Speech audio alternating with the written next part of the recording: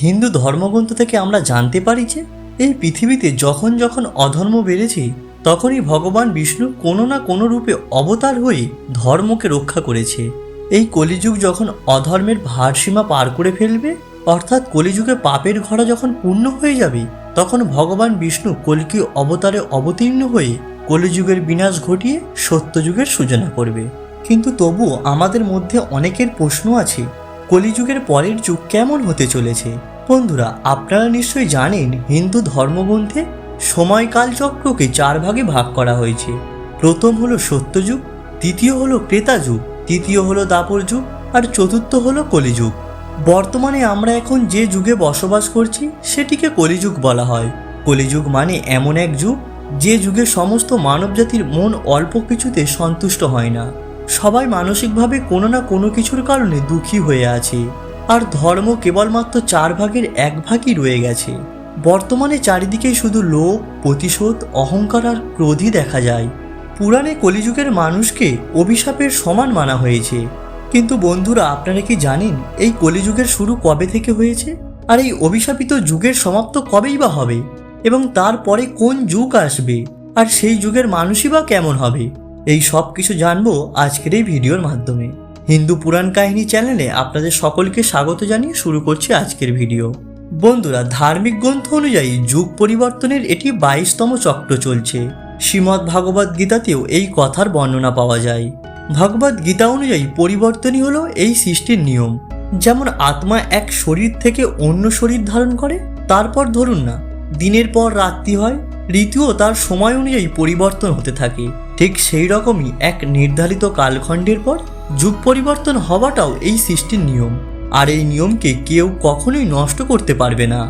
বিষ্ণু পুরাণে বর্ণিত কথা অনুসারে একবার শ্রীহরি বিষ্ণুকে কেউ জিজ্ঞাসা করলেন, হে প্রভু, এখন তো দাপর যুগ চলছে, আর কালখণ্ডের সময়চক্র অনুযায়ী এরপর কলিযুগ আসবে, কিন্তু সেই নতুন যুগকে মানুষ চিনবে কি করে? এর উত্তরে ভগবান শ্রী হরি বিষ্ণু বললেন, যখন পৃথিবীতে পাপের সংখ্যা বেড়ে যাবে তখন বুঝে নেবে কলিযুগের শুরু হয়ে গেছে। কলিযুগের শুরু নারীদের কেশ থেকে হবে। এখন যে কেশকে নারীদের অলংকার মনে করা হয়, সেই কেশকে কলিযুগের নারীরা কাটতে শুরু করবে। এরপর সমস্ত নারী পুরুষ সুন্দর দেখার জন্য নিজেদের সেই কেশকে রং করবে। কলিযুগে কারোর চুল লম্বা আর কালো দেখা যাবে না। তারপর যেদিন পুত্র হয়ে পিতার গায়ে হাত তুলবে সেদিন বুঝে নেবে কলিযুগ শুরু হয়ে গেছে। শুধুমাত্র তাই নয়, এমনও দেখা যাবে যে সব ঘরে ঘরে কলঙ্ক আর অশান্তি হবে। কেউ মিলেমিশে এক হয়ে থাকবে না, মানুষ নিজের আপনজনদের হত্যা করবে। তখন বুঝে নেবে কলিযুগ তার চরম সীমায় পৌঁছে গেছে। তখন ত্রিদেব অর্থাৎ ব্রহ্মা, বিষ্ণু ও মহেশ্বর এক হয়ে এই পাপকারী কলিযুগকে ধ্বংস করে দেবে। এরপর আবারও এক নতুন যুগের শুরু হবে, যেখানে সব কিছু সত্য হবে। হিন্দু ধর্মগ্রন্থ অনুসারে কলিযুগের সময়কাল 4,32,000 বছর। এখন কেবলমাত্র কলিযুগের প্রথম চরণ চলছে। কলিযুগ 5,121 বছর পেরিয়ে গেছে, আর 4,26,880 বছর এখনও বাকি আছে। কিন্তু এই কলিযুগের বিনাশ কিভাবে হবে, এর বর্ণনা আমরা ব্রহ্মপুরাণে বিস্তারিতভাবে পেয়ে থাকি। ব্রহ্মপুরাণ অনুসারে কলিযুগের শেষে মানুষের আয়ু 12 বছর হয়ে যাবে। এই সময় মানুষের মধ্যে দুশ্চিন্তা বাড়বে। কলিযুগের আয়ু যেভাবে বাড়তে থাকবে সেইভাবেই নদীগুলো শুকোতে শুরু করবে। বেইমানি আর অন্যায়ভাবে ধনসম্পত্তি উপার্জন করা মানুষের সংখ্যা বৃদ্ধি পাবে। সম্পত্তির জন্য মানুষ কাউকে হত্যা করতেও পিছুপা হবে না। মানুষ পুজো পাঠ, ব্রত, উপবাস আরও সব ধার্মিক কর্ম করা বন্ধ করে দেবে। মানবতা নষ্ট হয়ে যাবে। নারীরা একদম সুরক্ষিত থাকবে না। নিজেদের বাড়িতেই তাদের শোষণ হবে। নিজেদের লোকেরাই তাদের সাথে খারাপ ব্যবহার করবে। ভাই বোনের মতো সম্পর্ক নষ্ট হয়ে যাবে। এক ভাই আর এক ভাইয়ের শত্রু হয়ে উঠবে। বিবাহের মতো পবিত্র সম্পর্ক অপবিত্র হয়ে যাবে। কারোর বিবাহিত জীবন সুখময় হবে না। স্বামী স্ত্রী একে অপরকে প্রতারিত করবে। সমাজে হিংসা বৃদ্ধি পাবে। যারা বলবান হবে তাদেরই রাজ চলবে। আর আতঙ্ক যখন চরম সীমায় পৌঁছাবে তখন ভগবান বিষ্ণু কল্কি অবতারে অবতীর্ণ হবেন, আর পৃথিবীর সমস্ত অধর্মীদের বিনাশ করে ধর্মের প্রতিষ্ঠা করবে। শিবপুরাণেও কলিযুগের সম্পর্কে বলা হয়েছে। শিবপুরাণ অনুযায়ী ঘোর কলি আসার পর মানুষ পুণ্যকর্ম ছেড়ে পাপ কর্মকে বেছে নেবে। সবাই সত্য থেকে মুখ ফিরিয়ে নেবে। একজন আর একজনের সম্পত্তি ছিনিয়ে নেবে।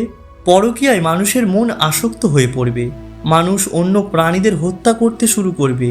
তখন এমন সময় আসবে সবাই নাস্তিক ও পশুবৃত্তি হবে। সন্তান মা বাবার সাথেই সম্পর্ক রাখবে না। মানুষ নিজের কর্ম ছেড়ে অন্যদের ঠকাবে। কলিযুগের নারীরা নিজেদের স্বামীকেই অপমান করবে, শ্বশুর শাশুড়িকে সম্মান করবে না। এমনকি কলিযুগের নারীরা নোংরা খাবার খাবে।